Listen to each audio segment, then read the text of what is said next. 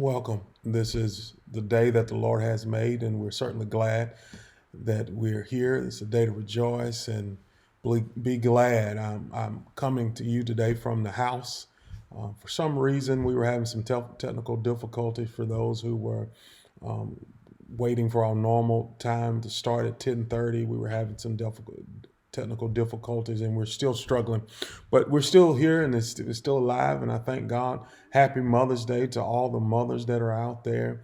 This is Pastor Clifton Haynes from Center Hill Church of God in Christ coming to you, bring a little hope from the house this morning. I certainly thank God for all the mothers at our church, and specifically, I thank God for my own mother.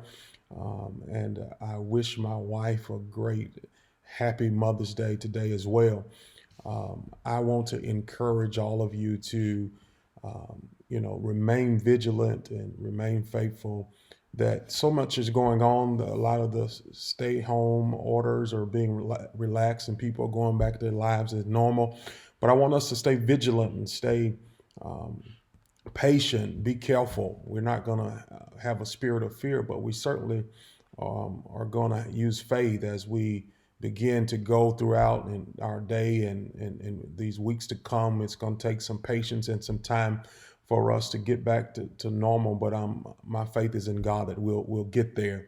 I want to encourage all of you to remain faithful in giving as well, to your local church. There's so many nonprofits that I see all across this world that are and churches that are helping feed the hungry. There's a meat shortage, and we're trying to do our best to help as with many people as we possibly can, but we need your help to do that.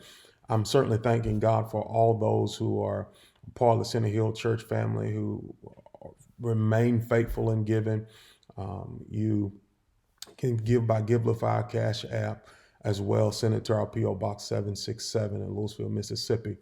Remain faithful in giving during this season. Well, we've been talking right to the word. We've been talking about the book of Job, coming from a series entitled Crushed.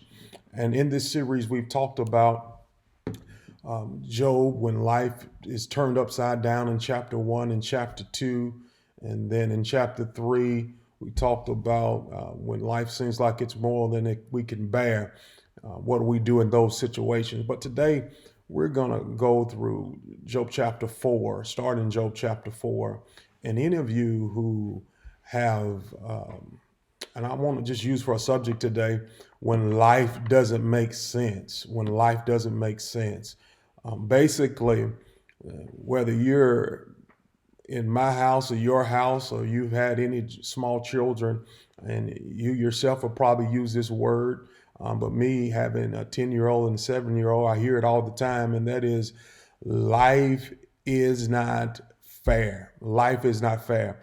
And you begin to, whether it's not getting the last piece of chicken or not be able to go where they want to go. I've used it, and for most part, it came from a very narcissistic place. Life is not fair because of so and so or something that happened that I didn't get a chance to do. But eventually, we gain some perspective and realize that there's so many people out there that have way less than we do and than we have, and that too seems unfair. But eventually we get to the point where you cannot deny the fact that life is just not fair, or just not equal, or this downright unjust, that the poor are systematically oppressed while the rich and wealthy are powerful and prosper. Men and women and children are in systematic slavery in the world. People are discriminated against because of their race, their gender, the color of their skin, their nationality. Even in the land of opportunity, home of the brave, land of the free, not everyone gets the same opportunity. I know many of you have been victims of injustice yourself, from missing out on a deserved promotion, to getting bullied in school, to being a victim of some abuse from someone you love, from someone that you cared about. Injustice is a daily reality. Even this week, as the video was released about the young man that was gunned down in Georgia while running. Um, and I'm sure there are more details to come about that, but that arrest wasn't made till the video came out. That we live in a world that seems so unjust. And amid all this injustice, we're told that God is good. Not only that, but we're told that God is a loving God. Do you ever find a hard time trying to reconcile the two ideas? How can God be good, but also allow so much injustice in the world? I know I've wrestled with that, and many of you probably have wrestled with that in the past too. The question is, and this is the problem, it's the problem of evil that seems to raise itself in times like these when we aren't worshiping in the same place this morning, where we're not in our sanctuary. We're having to worship from home because there's a pandemic, a virus that has ran rapid over the globe. And the problem is evil is so significant that it is one of the most common objectives in skeptics and agnostics and people who don't believe in God in general. These questions keep coming up in the faith in the first place, and it causes people to walk away from God at some point, because they ask that question: if God is really exists, if he's really true, if he's really loving, how could he allow so much pain and so much suffering in the world? And sometimes it doesn't make sense. And that's what we want to talk about. It doesn't make sense that we live in a world that when you look around, the jobs are lost and people are scrambling for places to live and food to eat. And it just doesn't make sense how overnight things can change. And even Solomon in Ecclesiastes chapter 9, Solomon noticed that life was unfair. Solomon said, I have seen something else under the sun. The race is not to the swift, nor the battle to the strong, nor does food come to the wise, or wealth to the brilliant, or favor to the learned, but time and chance happen to them all. And that's what Solomon is saying. Solomon is saying, look, I've been around for a while, and I've understand that life seems like it's not fair. And we've gone over the previous chapters 1 through 3 today, but this morning I want to cover chapters 4 through 31. Yeah, I said chapters 4 through 31. I promise you, it'll only take a few minutes. We're not going to go by verse, but over the next 8 chapters, we're going to cover some ground today to try to see what Job is feeling as he and his friends ask the question, why? What is the cause of his suffering? Why is he suffering? What is the reason for his suffering? As we listen to Job and his friends ask this question, we might begin to ask ourselves a question on our own suffering. Why am I going through what am I going through? Or in general, why is there so much injustice? Why life seems so unfair? Why is hate seeming to spread rampant across this world and country? And I hate to disappoint you, but this book of Job, as I told you before, is simply not a manual on suffering. It's simply not a manual on how to get your questions answered of why we suffer or the explanation of the suffer. Instead, Job is a book about God. And it's a story of Job is trying to shape our view of God and our expectations of what life will be like in this world over which God reigns over and he rules over, that he's sovereign king over. And so as we walk through the sermon today, I want you I'm not trying to answer the question why as so much to explore the deeper depth of the book so that we can get to past the why and get to the who. And it's my prayer that you will get a greater confidence in who that is, and that is God who is with you, even in the why, even when life doesn't make sense. It is God who's working things out behind the scenes. And last week, and we talked about chapter 3 as Job laments, but in chapter 3, I purposely skipped over something in chapter 2. Job's 3 friends show up in chapter 2. And in chapter 2, we all they do is sit with Job. And like Job, they tear their robes and they pull off their clothes and put ashes on their head. They sit in silence with Job for 7 days and 7 nights. This is Job's friends at their best. They're sitting with Job and mourning with him in silence. They're sitting with Job.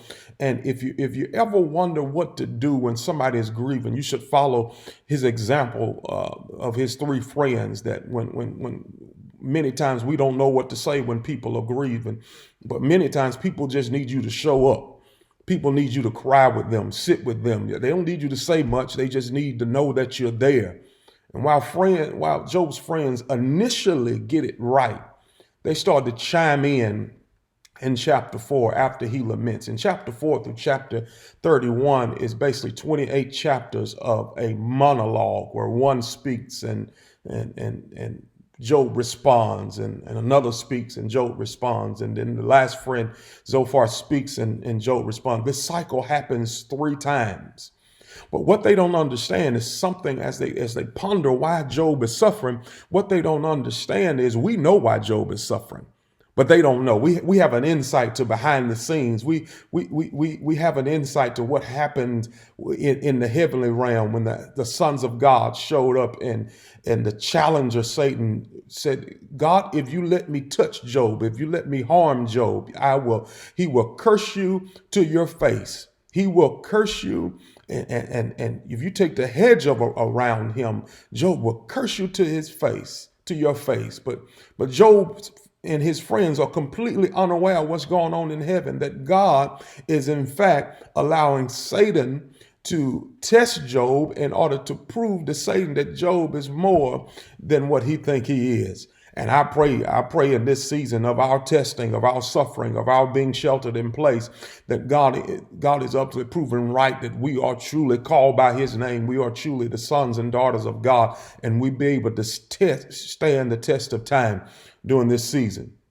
Job responds and here and Bildad jumps in, and then Zophar jumps in, and the dialogue goes on. Before we look at their arguments, we need to understand something about Job and his friends and their view of the world. Job and his friends believe that the world operates according to some principle called the retribution principle. It's a principle that simply says that the righteous prosper and the wicked suffer.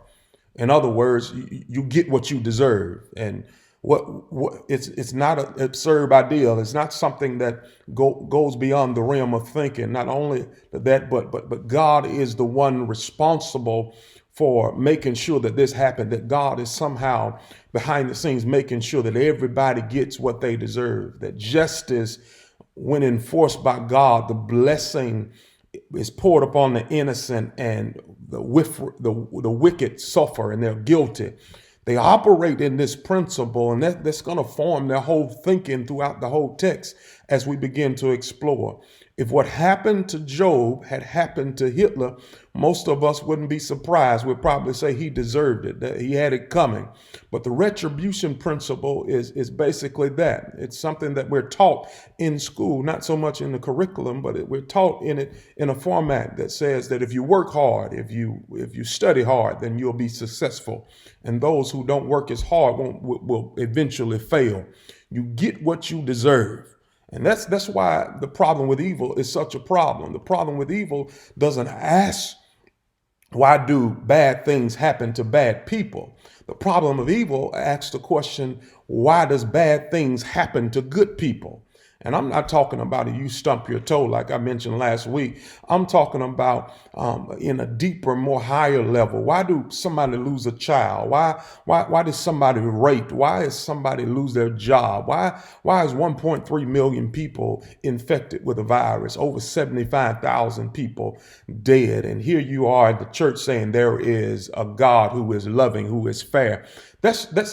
Could somebody possibly deserve those things? It seems way out of proportion. And the reasons that bother so many people is because most people have this retribution mentality that good things ought to happen to good people and bad things ought to happen to wicked people. And that's why the world doesn't make sense, because when you look at it from this perspective, then it always is not going to line up. But look at Job's friends as they begin to question Job. Eliphaz says in chapter 4, verse number 7, Look at chapter 4, verse number 7. Look what he says, reading from the NIV. He says, Job, consider now being innocent has ever perished. Who being innocent has ever perished? Where were the upright ever destroyed? As I have observed, those who plow evil and those who sow trouble reap it. And at the breath of God, they perish. At the blast of his anger, they are no more. What he's saying is, Eliphaz is saying, is that you get what you deserve. The innocent do not suffer, the guilty suffer. So Job, if you're suffering, then you must be guilty. You must be guilty of some sin, and you must be guilty of some terrible sin. You've committed something in order to earn how much you're suffering, what you're going through. And in Zophar, his friend in chapter 11 says this. He says, Job, I know what you're saying. In verse number 4, he said, Job, I understand what you're saying. You said my doctrine is pure and I'm clean before God. Job, you're saying you're clean before God, but all that God will speak and open his lips to you, that he would reveal and tell you the secrets of his wisdom, for he is manifold in understanding. Know then that God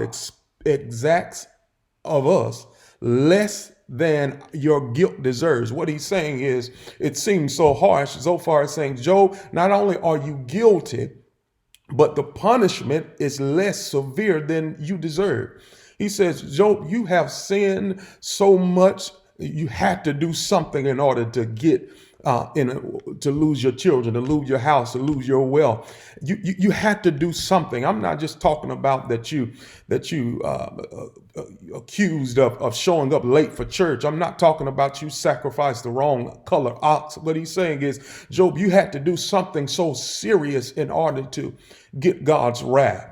Look at what Bildad says in chapter 8. In chapter 8, verses 5 and 6, look what he says. But if you will seek God earnestly and plead with the Almighty, if you are pure and upright, even now he will rouse himself on your behalf and restore you to your prosperous state.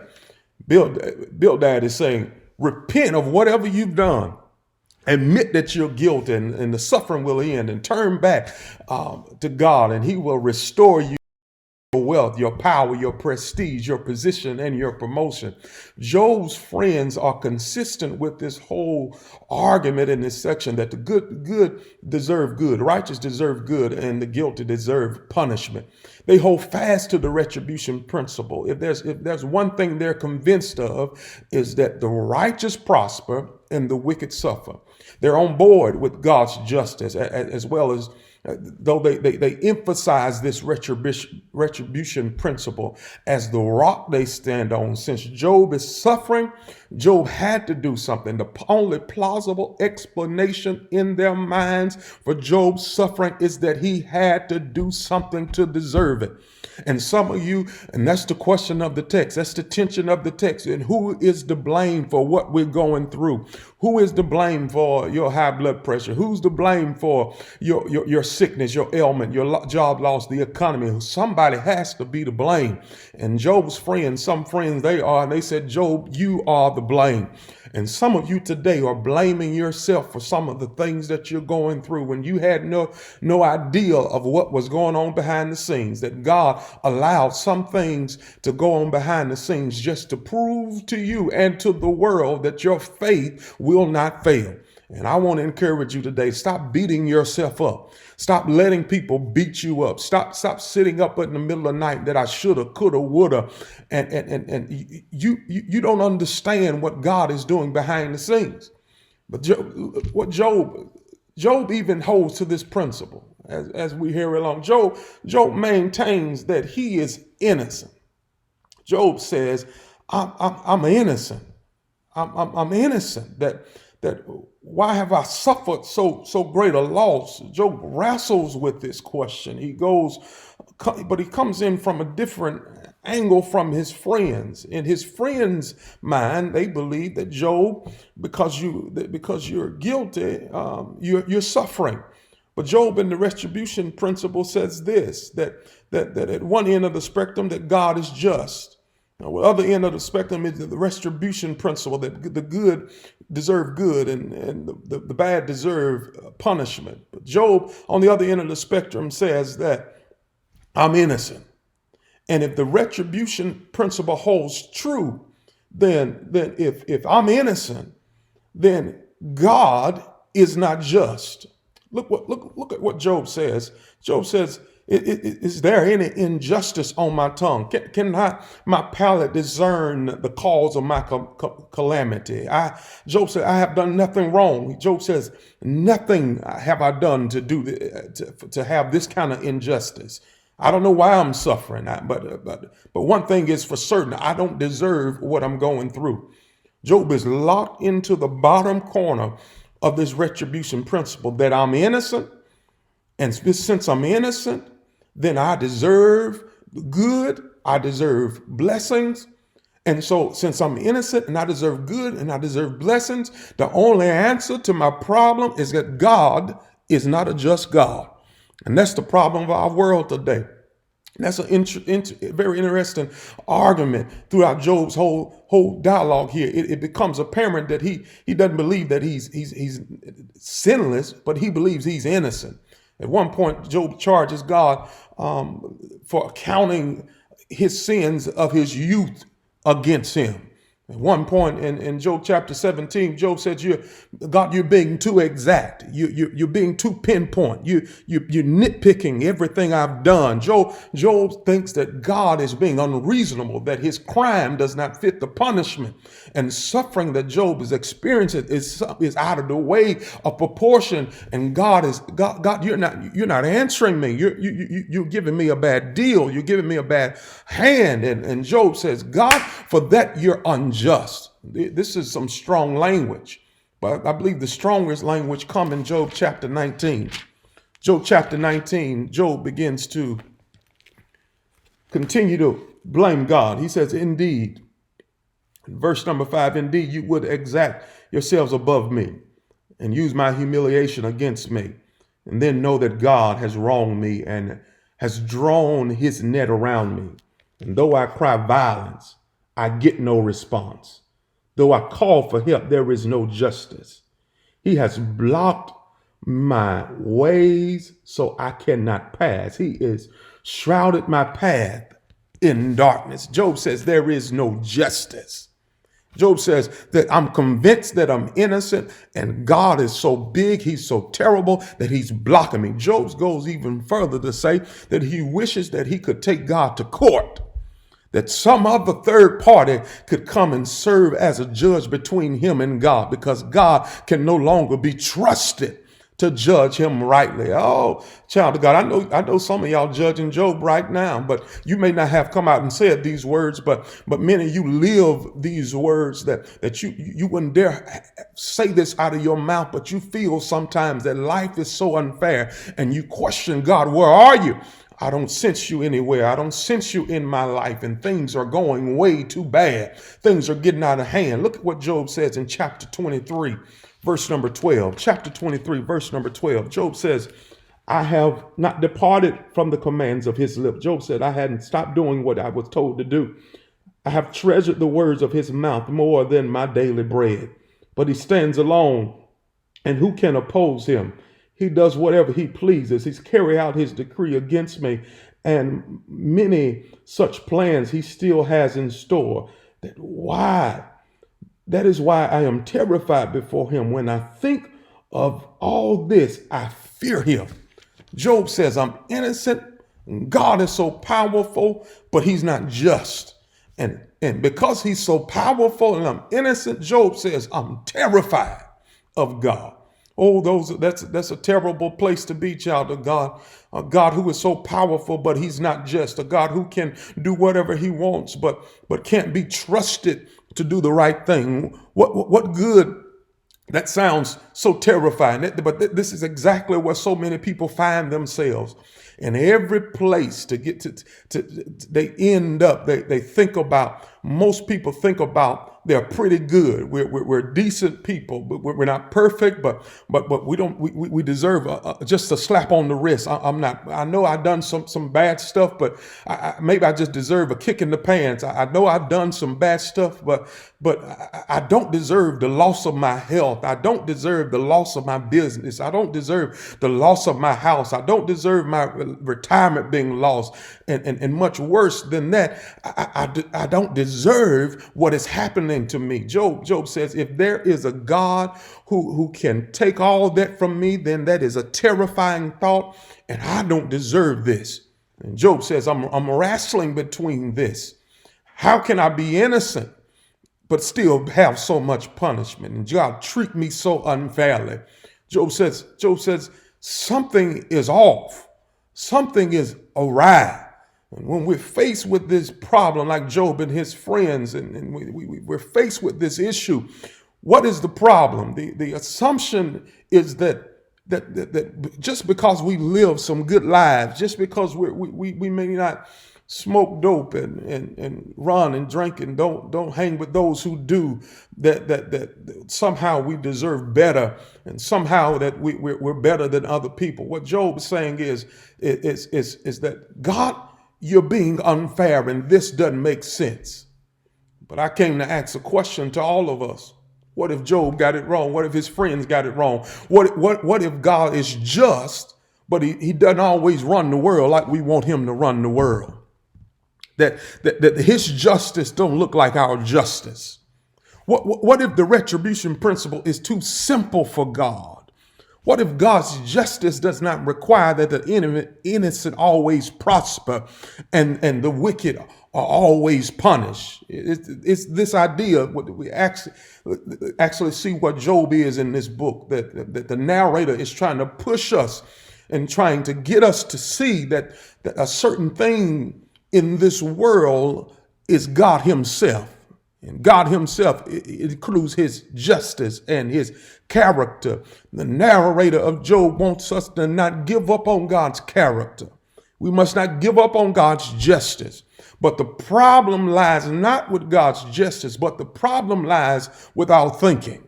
The problem lies with our small-mindedness. The problem lies with how we view the world. It's not a subject of some kind of strict and exact principle requiring God to always protect the good for people from suffering. It's always not about God trying to protect us from pain and shield us and blocking the enemy from getting to us. And I know we quote this so many scriptures, that evil shall not come nigh thee, and the enemy shall fall on thy right side, and 10,000 at my. I know we quote all the Psalms, and I know we love to quote those, but that does not guarantee that you're going to live a life scot-free. But it pushes us, it shoves us into the presence of God, that when I don't understand, when things don't make sense to me, then I got to depend and stop looking at my why and start depending on my who. Because there are many times that you're going to get in life where you don't understand what God is doing. There are many times where the punishment doesn't seem to fit the crime. There are many times where God has to do something in order to get our attention, and all the time it's not the same. So how then does God run the world? How does God carry out his will of the world? How does God determine what actions to take? How does God determine what rules to put in place? Rather, he runs the world, get this, according to his own wisdom. God says, I'm God and I do what I want to do. In his wisdom, God gives blessings when he sees fit. In his wisdom, God allows suffering and injustice in our lives. In his wisdom, he allows pandemics like the coronavirus. In his wisdom, he allows forest fires and earthquakes. In his wisdom, he allows mass shootings and genocides. In his wisdom, he allows pain and suffering and death, because the reasons we'll never know. But in his wisdom, he does so because he knows at the end of it that it's going to be working out for our good. Somehow, some way, it's going to end. The old saints used to say this, that it's going to make sense better. We're going to know better by and by. That it's not that God is too weak to prevent sin and suffering and pain. It's not that God is too absent to see our suffering. It's not that God is so unjust that he cannot be trusted to do what is good and what is right. Rather, somehow, some way, for some reason unknown to us, in his wisdom, God allows pain and suffering and injustice even when we don't understand it. And what do we do with that then? What do we do with that? What we need to understand and what we need to do with that is we need to trust God's wisdom. God would have us believe that even when it does not make sense to us, that he is good and his goodness is not threatened when we encounter injustice. Oh, I know that's tough for some of us when the system seems like it's rigged. When we seem like sometimes we can't be average. We have to be above average in order to make a place in this world. That so many times it seems like that the playing field is not level, and so we have to learn how to trust God. Trust God that he's still in control. Trust God and his infinite wisdom. Trust God that he knows what he's doing. Because as Job and his friends wrestled with the question of why Job is suffering, they're brought to their best human perspective. Their arguments are valid. They're not being insensible. They're being very sensible. They were wise in their human perspective, but in human wisdom, we can only take us so far. In fact, God's wisdom often looks like foolishness from a human perspective. Look at 1 Corinthians chapter 1, verse 18. Paul says, for the word of the cross is foolishness to those that are perishing. But to us who are being saved, it is the power of God. For it is written, I will destroy the wisdom of the wise, and the discernment of the discerning I will thwart. From human perspective, the cross seems like foolishness. Foolishness through and through. When Jesus is hanging on the cross, he looks like the biggest fool in history. Here is a man that saved people, raised the dead, healed the sick. Here is a man who fed 5,000, but now he's hanging on the cross and they're screaming, save yourselves. He looked too weak. He looked too broken. He looked too cursed in order to save himself. And he looked foolish hanging on the cross. But that Paul doesn't leave it there. Paul says in 1 Corinthians chapter 1, verse 30, he said, and because of God, you are in Christ Jesus, who become to us wisdom from God, righteousness and sanctification and redemption. The cross looked like foolishness, but Jesus is the very wisdom of God.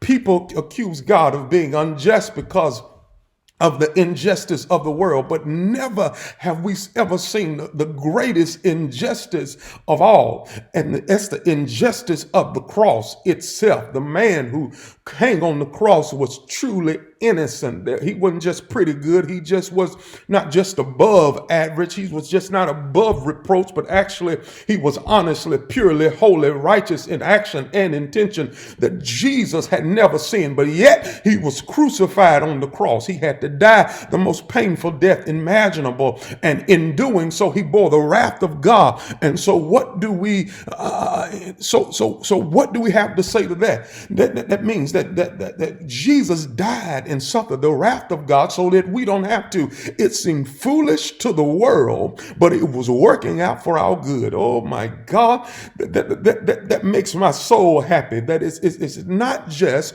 it wasn't just that Jesus died on the cross. It seemed foolish that you look at the world and say, Jesus dying on the cross, an innocent man, that's unjust, God. But God said, if I had not put Jesus on the cross, then my wrath would still been against you. It doesn't make sense, I know, but grace doesn't make sense. Love doesn't make sense. Compassion doesn't make sense. God is a just God, but he is also wise God. He is a wise God. And sometimes his wisdom, we don't understand. We don't get what we deserve. And I came to tell my children, and I'm closing. I tell my children all the time when they begin to say life is not fair, I tell them this, that life is not fair, but thank God it's not fair. Because if life was fair, you and I would be going to a burning hell. But thank God for grace and mercy that we did not get what we deserve. No, life does not make sense, but if it made sense, you would be locked up, because the Bible said that wages of sin is death. If life made sense, then you should have been dead. If life made sense, you should have been in the hospital room. If life made sense, you could have lost your job a long time ago. Life made sense, you'll be in the grave right now. But thank God he didn't see fit for none of those things to be. But every day, by his power, he keeps on keeping me. That's grace, and grace doesn't make sense. When life doesn't make sense, I want you to think about grace. That's the grace of God. When life doesn't make sense, it's favor. And you got to take the good with the bad. But the grace that we have been given, we have been shown mercy, we have been loved in spite of ourselves when we should have died. I'm so glad life is not fair, because if it was fair, we would all get our just deserve. We serve a God who is good. We serve a God who is powerful. We serve a God who is just. We serve a God who is wise, but he does not promise that life will be easy. He does not promise a flowery bed of ease, but he promised his presence in the midst of our pain. And that is the wisdom that is working in all the things that we go through, that it may not feel good, but it is for his glory and it's for your good. Sean Pace had a song said, for his glory is working out for my good. For his glory is working out for my good. You may be suffering now and it doesn't feel good, but God is getting the glory out of your life. And because God is getting the glory out of your life, even when it doesn't make sense, it's working out for your good. Pray with me. Father, I thank you for this word today, that when life doesn't make sense, give us the blessed assurance that you're there with us. Even in the world now, where 33 million people are unemployed, that seems unjust, where black men are getting shot and killed all over the country, where things are happening that we don't understand. God, I pray right now that you give us a sense of awareness of your presence, that you're there with us, even through times like these, even when today's Mother's Day, and many mothers won't be able to see their children. Children won't be able to be in the presence of their mothers because of social distancing. God, it doesn't make sense, but thank you for your presence today. Thank you for your word today. I pray that we are strengthened. I pray that we are better for your word today. God, I thank you that you're with us. I thank you that you were there all the time. And then when life doesn't make sense, God, I thank you for grace and your mercy. That life is not fair, but thank God it's not. And God, as we go through our day to day, be with us. Let this word saturate our hearts and our minds, that we'll leave different, changed, better, and set free. It is in your son Jesus' name I pray. Amen. Child of God, that we're certainly not out of message, but we're out of time. I thank God for all of you that are listening. May God keep you. May God bless you until we meet the next time.